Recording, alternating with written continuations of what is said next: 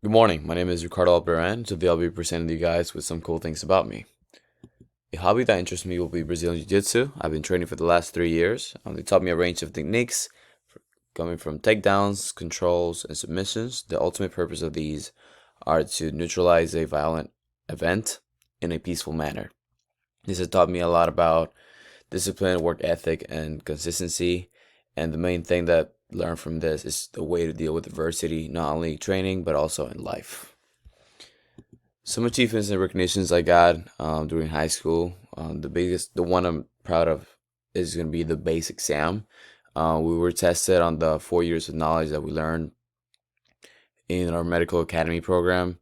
It was a very rigorous test, but I definitely passed it. So it definitely demonstrated my ability to overcome those challenges during medical academy.